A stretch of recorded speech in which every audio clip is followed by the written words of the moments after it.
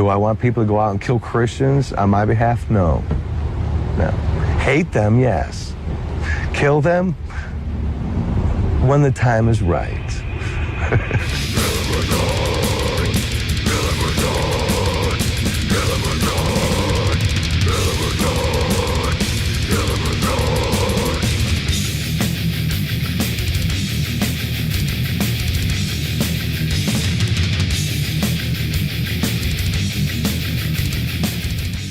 It's time to set the record straight on Deicide. I am so sick and tired of morons shitting on one of the greatest death metal bands ever.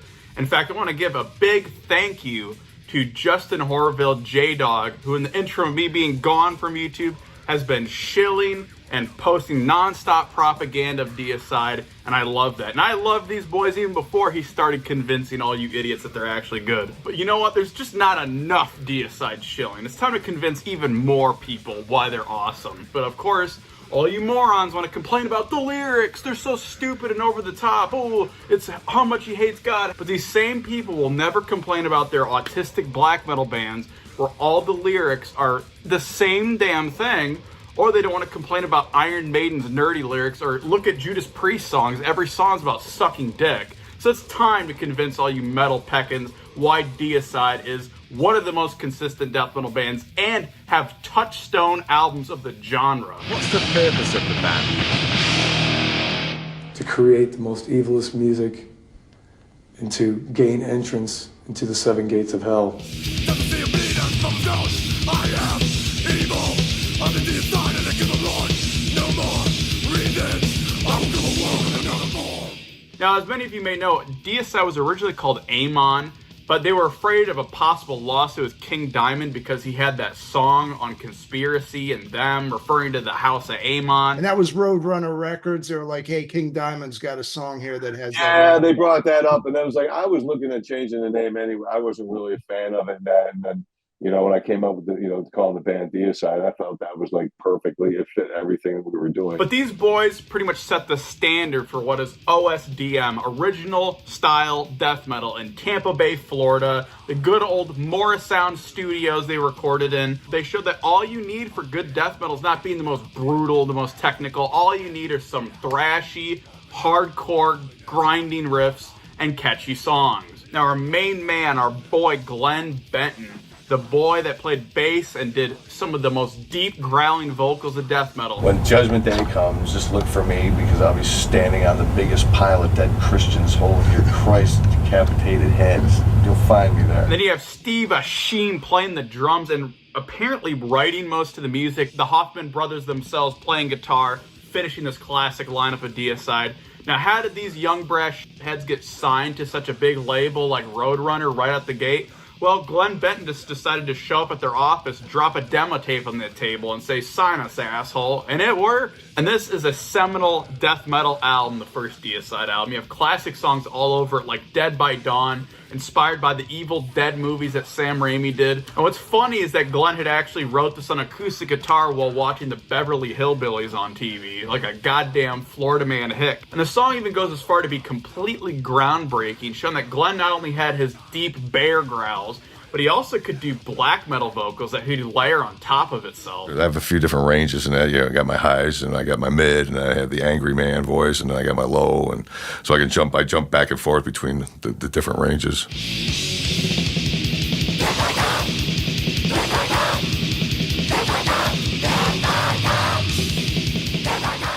And as if that wasn't groundbreaking enough, the song Carnage in the Temple of the Damned, they decided to bring on a rapper on the album, G Bizzle, G Bentley himself, delivering rap even before Anthrax did it. A song about the Jim Jones cult, having all of his followers drink the Kool-Aid, being a carnage in the Temple of the Damned. When we meet again, it will be the proper band. That is the command, the victims of the band, and the champions of the damned. Drink the blood. Concentrate of death. You also have great songs in here like Sacrificial Suicide and Lunatic of God's Creation, which is actually about Charles Manson and the Manson family cult. And funnily enough, he actually has a swastika burned into his forehead, and Glenn decided to do the same thing, except, of course, the edgy boy he is, decided to put a fucking inverted cross on his forehead. Back in the days, I used to take and use the scarring effect makeup on it to make a cross on my forehead. And one morning I woke up and I said, you know what, that's just cheesy. And I took my chapel cross that I had and I fastened it onto a piece of coat hanger and then heated it up in a candle and stuck it in my head. I said, damn, that hurt. Okay, let's do it again. It ain't deep enough.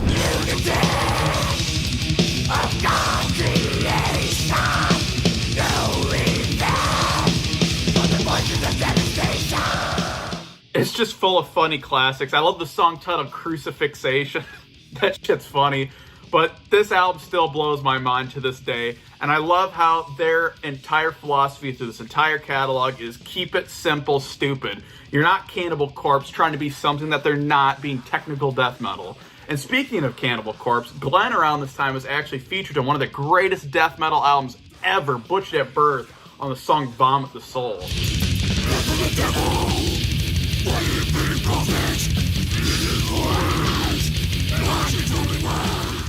Keeping that spirit of the best era of Cannibal Corpse alive. Do I look like a Christian to you? No, not really, but I mean, I don't know you now, and I just know you. Well, trust me, I'm not a Christian and I believe in Lucifer.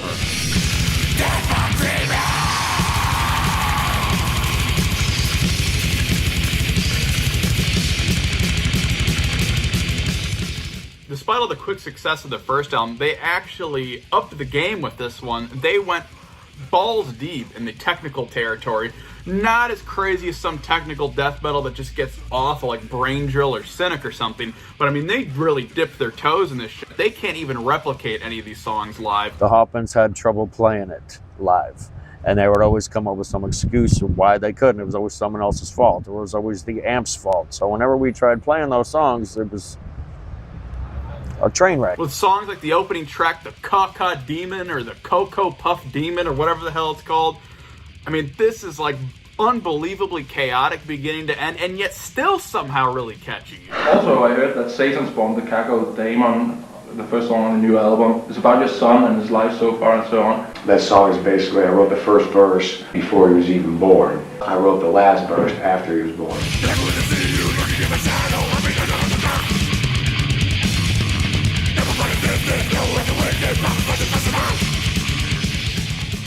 A lot of other classic songs in here like Dead But Dreaming, Repent to Die, and Behead the Prophet. I mean, they play so goddamn fast, it sounds like they can't keep up with themselves. The bass is just disgusting. And what's funny is Glen actually hated the sound of the last album, and he's an idiot for that. But this one, I will admit, sounds even better and evil. What we did on the first LP is we EQ'd the hell out of the album. And with this album, we didn't EQ really anything. It's just you're hearing us. You're hearing everything straight, you know. The best song on here has got to be In Hell I Burn. On that one, it is just supremely catchy and one of the best songs they've ever done.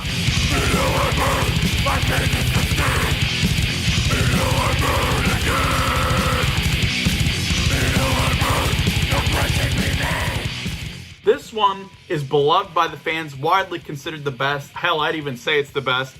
And it's an album that even the moron dickheads that complain about this band will admit, yeah, it's the good one. It's so wild to me, though. There's so many metal bands that only have one good album or one album in general, and these fucking morons will just sit there and suck that band's dick dry like stupid Demolich or something, and then they'll shit on Deicide that have two absolute classic albums as we've shown so far. Now, what's funny is around this time, Glen Benton actually met up IRL with Euronymous of Mayhem. He called him Uranus because he's a loser nerd. He's 4'5". He's got a fucking Party City fucking vampire cape on made out of fucking polyester. He's got a fucking table leg. It looked like he stole the table leg off his mom's fucking dining room table. And it just goes to show to you black metal nerds that complain about this band, even though they have the same type of lyrics, that even the black metal bands love Deicide. Everybody's painting their face the same. You look the same. And if you're not original, you're never going to be original. And the only way you're going to be original is to be yourself. I think people are taking it more serious and they're getting scared and that because it's like it's not going away, you know? It's like one of them kind of things where you keep thinking, well, maybe the next record they're going to fucking start softening. I tell everybody, man, the only thing that gets soft is butter and shit, man. We're not getting soft.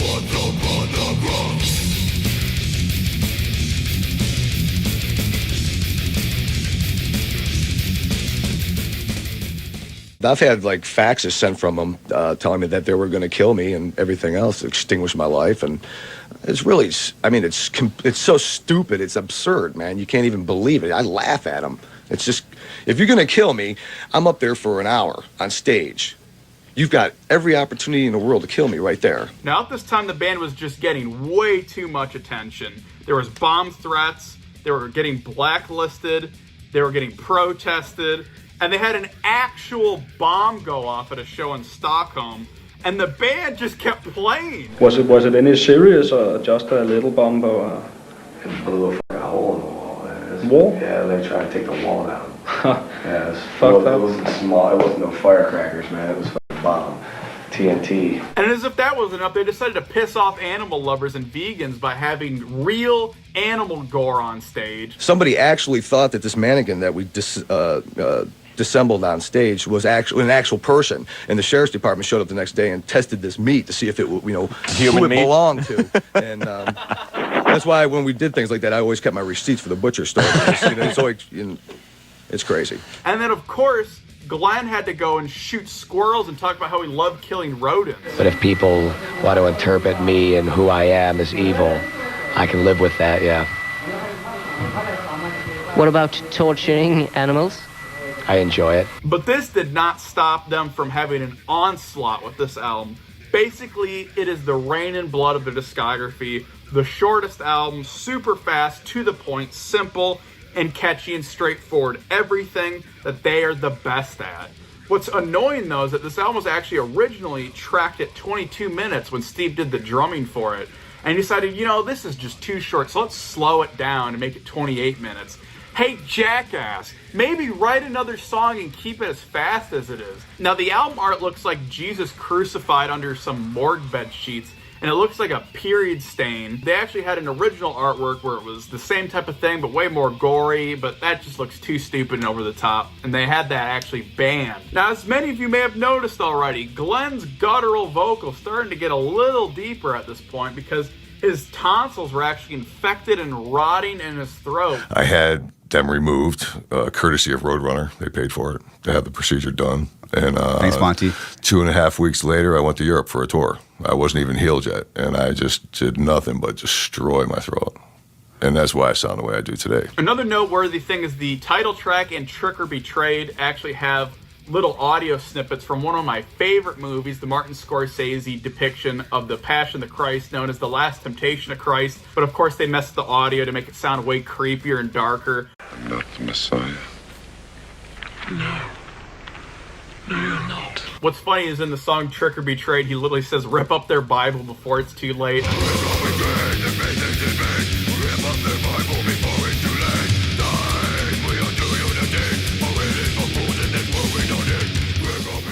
But the best song on here, I mean, it's hard to pick one, but I think we got to agree the most classic has got to be Kill the Christian.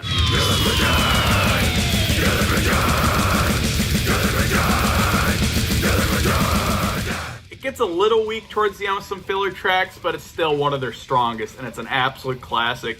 And the band was starting to get people hating on them at the time, and to this day, people just shit on them relentlessly. And the band doesn't give a fuck, because you know what? To this day, they're one of the highest selling death metal bands ever. There's a certain passion to do evil shit. And Were you always in trouble when you were a kid? every day, because I'm not a role model. What I create for you is entertainment for your sick sadistic selves. And if you think that I'm ordering you out to do shit like that, you're f***ing retarded.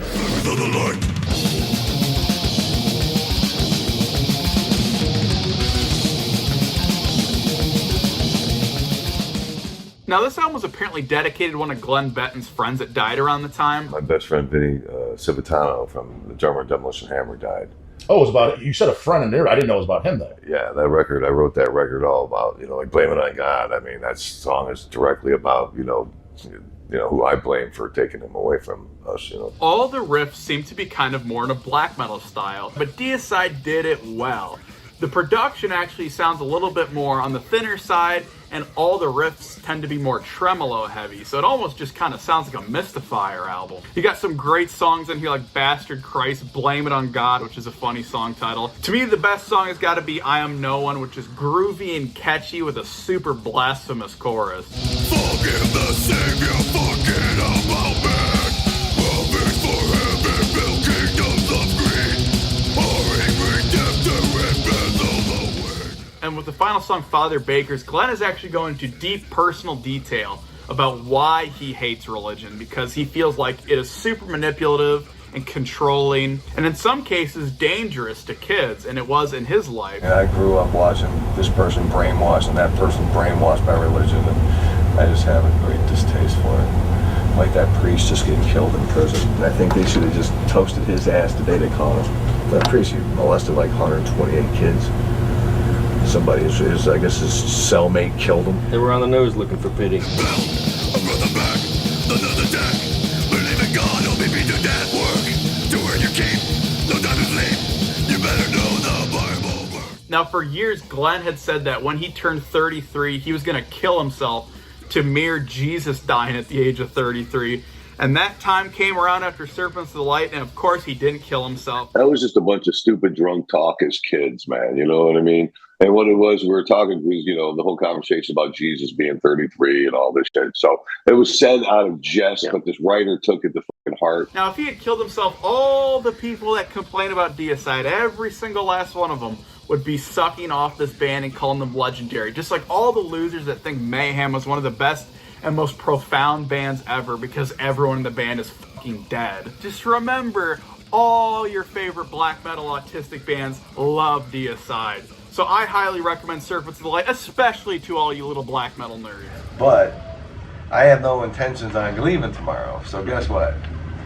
Between then and now, this thing up here is going to be spinning around.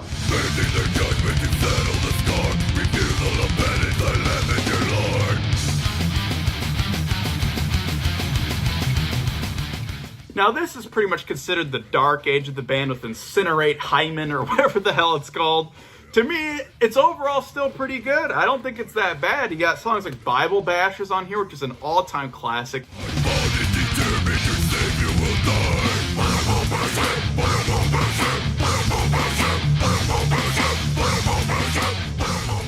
And another notable song on here is the really good song Forever Hate You, which is pretty much like a twisted love song that Glen dedicated to his at-the-time wife. Now, what's funny is the absolute bar none worst Deicide song ever is on this album, The Gift That Keeps On Giving. And that song literally does keep on giving because it appears in the greatest TV show of all time, The Sopranos. For some reason, of all the Deicide songs they picked, they're like, yeah, the worst one we could find. Now, yeah, some parts of the album, especially in the middle, get a little chuggy and groovy and bland, but overall, I think it's still pretty decent. In fact, it kind of reminds me a little bit of early 6 Feet Under. And yeah, early 6 Feet Under is not bad, okay? Not every 6 Feet Under album is just AC/DC covers, okay? I'm coming to get you, Larson. We're coming to Denver, and you're gonna die. Vengeance will be mine. No only men without dealing with time. It's on Now, In Torment In Hell is widely and regularly considered the worst Deicide album. It's got typewriter drums all over it, and it's rushed, it's contractual, and it just sounds bad. Roadrunner, for whatever reason, had us under this long contract, but didn't want to invest in us anymore. It's like, well, why not just drop us, you know? But they were hanging on to us on this leash. We were forced to work our way out of this thing, you know? You know, I'll take some drudgy, weakly produced death metal with typewriter snare drums all over it over overproduced, crappy modern death metal any day of the week. That's right, bitch. I like this album, and I think it's even better than the last one. Now, Bob Larson was a famous radio evangelist at the time that was constantly complaining about metal bands, and Glen somehow hooked up with him. And they'd have these funny radio shows where Glen would just sit there flicking his tongue and would just say all these evil, blasphemous things while Bob would, like, pray for him. And that actually inspired the title of this album and the intro of the album. I'm going to be there someday. Great. No more tears, no more death, no more dying, no more pain. Beautiful.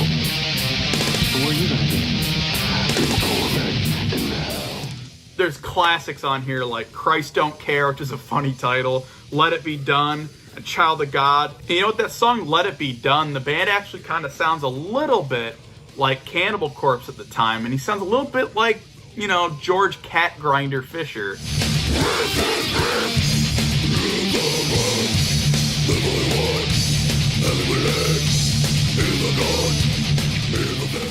At its worst, it's better than any shitty Cannibal Corpse album they were releasing at the time. Deicide is the real deal and will always be the real deal, even with crappier albums. And this one is still pretty good. I'm not going to deny what I am. You know, people want me to deny, oh, hey, I believe in what I believe in. Okay? If Satan came down right now and God was in there, you know, it's like God's over here and Satan's over here, I can tell you right now, I want to go where all my friends are going. And they ain't going with this guy.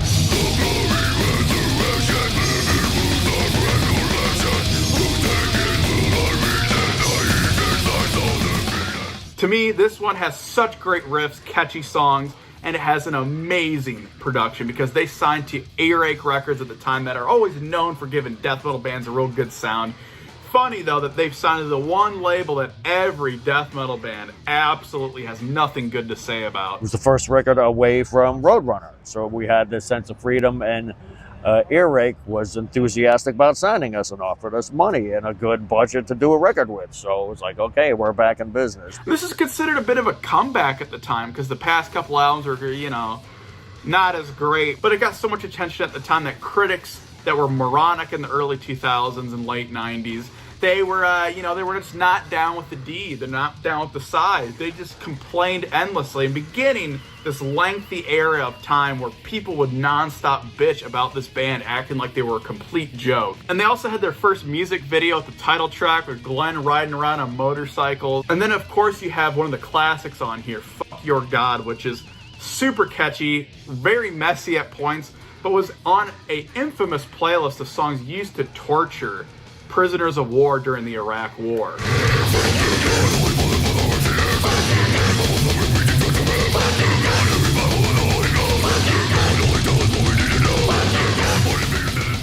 Now, this album actually has a really creepy backwards piano intro that Steve plays on the last song, The Pentecostal. Probably my favorite song on here. Funny story with The Pentecostals, I was actually shown this song by a colleague while I worked at Burger King way back in the day.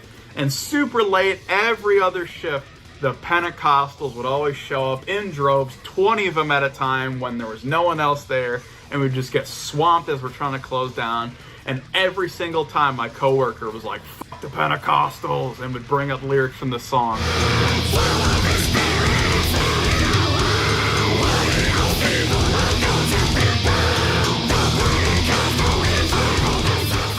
It's time to reassess this album. Stop being a fucking idiot. It is arguably better than Serpents of the Light and Once Upon the Cross. Unfortunately, for a while now, they were having problems with the Hoffman brothers because they just weren't getting along with Steve and Glenn. They were apparently not contributing to the songwriting at all, and they were having to have Ralph Santolla and other people write guitar solos for them. I thought their guitar solos on the album were pretty strong, but they seemed uncharacteristically melodic for them. Glenn and Steve basically wanted to be where only the two of them would get the royalties for songwriting because, according to them, the Hoffman brothers weren't writing anything anymore, and the Hoffmans were like, we want split writing credits just like we used to have back in the day, or else we're going to be gone.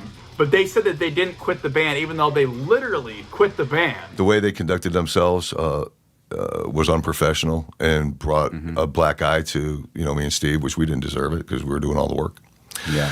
Our record deal, when we signed that deal, Roadrunner, we were kids, you know, so we signed it all collectively, you know, not knowing anything about, you know, writer shares or any of that shit. You know, we didn't know any of that stuff back then. So when we went to Earache, you know, everybody was brought on board, notified that, listen, the deal's changing. You get paid for what you write. They got their first checks because they didn't barely write anything for Scars. I mean, they wrote 1 or 2 songs each, I think. And they got their publishing checks, and they immediately quit the band. They had a long lawsuit over the name and who owned it, and it just did not go over well with the Hoffmans. They threatened Steve at his home, or making up rumors about Glenn trying to get him canceled. And these Florida men, I mean, they were throwing down. We're lucky that no one was killed because they are just fucking armed to the goddamn teeth.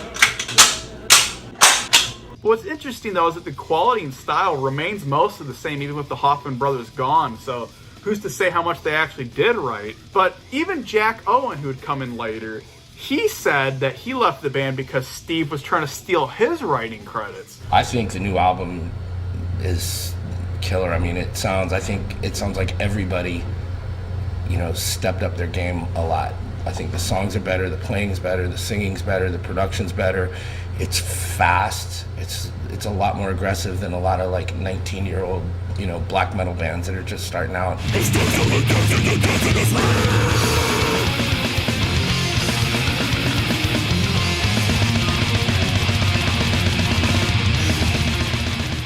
Now, Stench of Redemption is seen as some sort of credibility record with the band. In fact, even the people that endlessly complain about them, just like Legion, will admit this is a classic. Hell, it's even more well-regarded than the Eric Rutan comeback era of Cannibal Corpse, as it should be. And speaking of Cannibal Corpse, they actually brought in guitarist Jack Owen, and he was getting sick and tired of Cannibal Corpse being boring and dry and repetitive, so they brought his ass in and made Deicide better.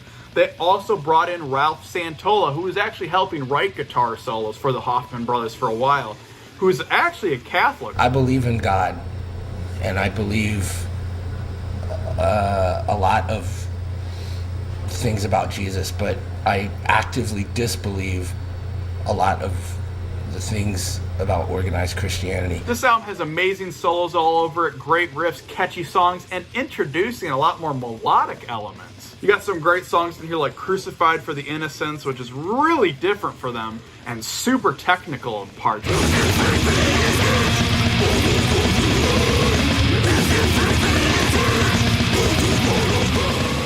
And I love the song with a funny-ass title, Homage for Satan, which actually had a great music video for it where there's zombies chasing a priest around. It actually got banned for being too edgy. Unlike every other shitty modern death metal band, this album is excellent because I can actually hear what's going on. I hear the great riffs, and it doesn't just sound like down-tuned gasoline death metal. Especially exemplified in the best song on here, the catchy as fuck, Not of This Earth.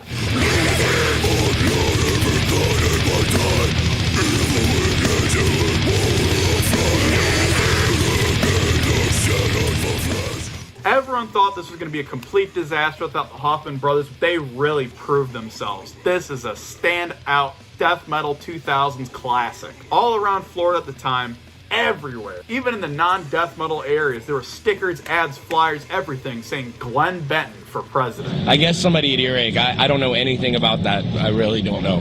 And does Glenn is serious about this? No, but he thinks it's funny. Glenn has a good sense of humor. He's a funny guy.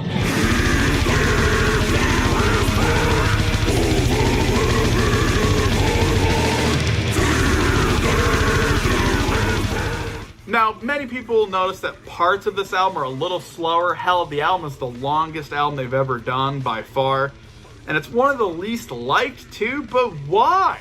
It's awesome. A lot of the songs and title of the album are influenced by his newly divorced piece of shit scumbag ex-wife that had a long custody battle with him. And imagine being in that courtroom having to prove to the judge, yeah, I know I have an inverted cross burn on my forehead and I have this crazy band Deicide and I'm a literal Florida man armed to the teeth, but give me my kids. She must have been an insane bitch because he somehow won that custody battle. And that title track and the song Not As Long As We Both Shall Live are clearly inspired by his hatred for her. And parts of this album are actually kind of atmospheric, and to me the best song is the doomy, heavy as hell, Horror in the Halls of Stone.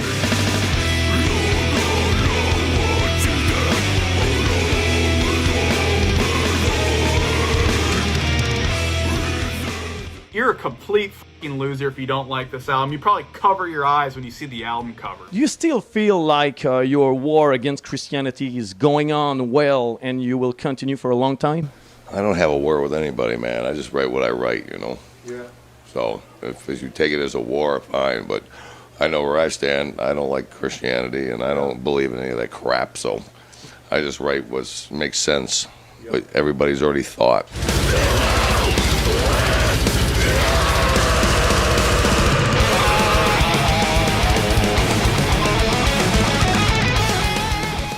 Oh no. This is where they stopped using Morrisound Studios, the best place for good death metal production. Many of you may be listening to this album and say, well, you know, it actually sounds very high quality. It sounds very modern.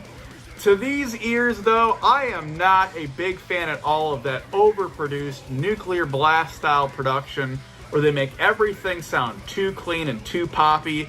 All the guitars sound watery, and the drums, especially the snare drums, sound like a fucking Tupperware container. I think the problem here lies with over-compressing everything. So for me, it's very hard to give death and thrash metal with this kind of production a full chance, but I did. Probably the worst thing they've ever done because that production is just really holding it back, grabbing it by the nutsack and just dragging it down to hell. I gotta admit that one of the funniest song tells they've ever done is on here, Hang in Agony Until You're Dead. And I love the song Conviction that they actually did a music video for that's claymation and super over the top. It looks like goddamn Veggie Tales.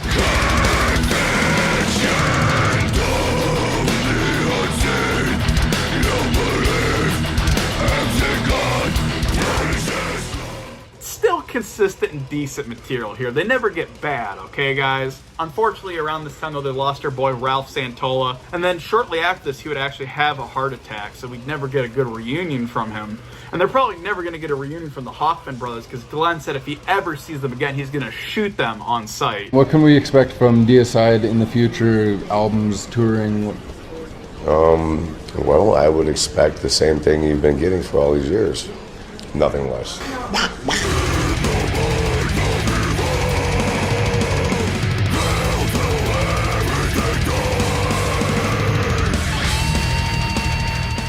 I think why the record turned out as good as it did was because the fact that everybody had a hand in the writing of it. It was kind of like the first album we ever did. Now, with this album, they bring in Kevin Query in, I think he's supposed to be called, to recreate that old Legion and Deicide early album sound with this album. More direct. One of the best songs in here is the opening title track, which actually has a sample from one of the great movies, The Dark Knight. Some men just want to watch the world burn. There's some funny songs on here like End the Wrath of God, Trample the Cross, and I love the song God Kill, and it is actually the inspiration for what the band name means. It basically is another way of saying killing God.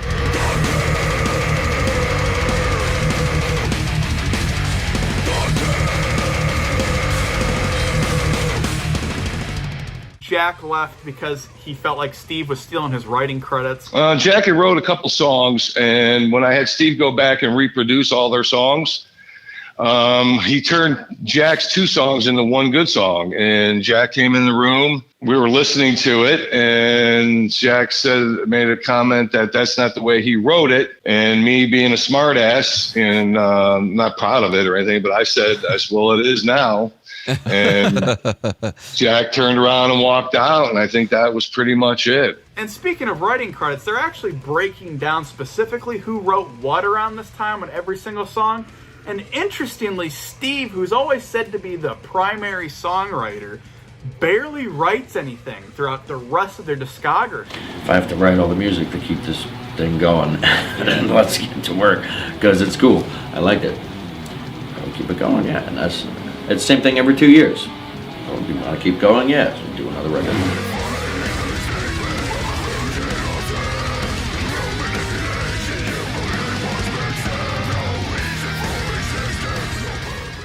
First of all, I love that this album has a great balls-to-the-wall, bloody, satanic album cover. Something that all these boring PC death metal bands are too afraid to do with their most boring, bland, generic album covers these days. The song Crawled From the Shadows got to be my favorite song here. It's like full-on melodic death metal. It reminds me a little bit of Modern Creators.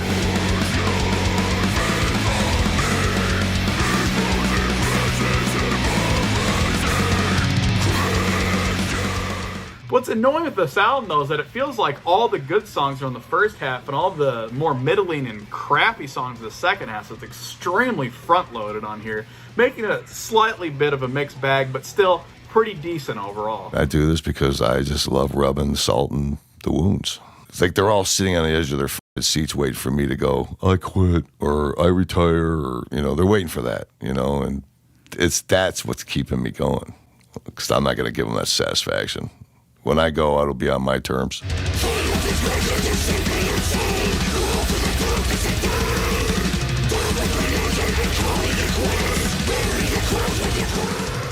everyone got pissed off when they figured out that the album cover was made completely by AI. No, I mean, the artwork, that shit was designed. Okay, some Photoshop programs and that.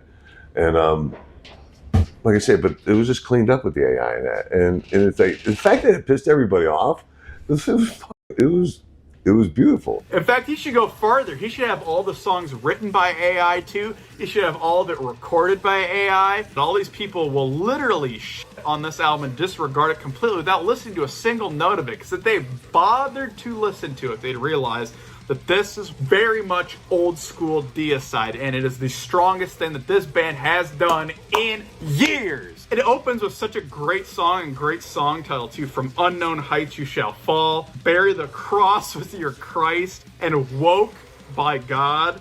Some of their funniest, best song titles in ages. The best song in here, a song that blew me away. It's the best song they've done in years. Should have gotten the music video and single treatment. Banished by Sin, unrelentingly riffy and kick-ass.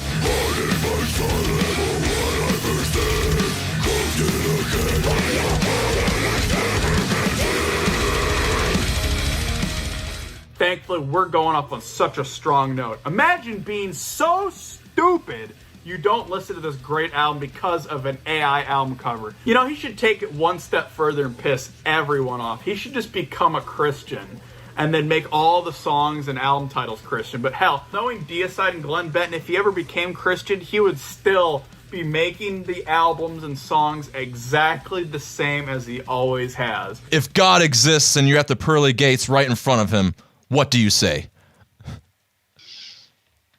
Oops. Right to the telephone network.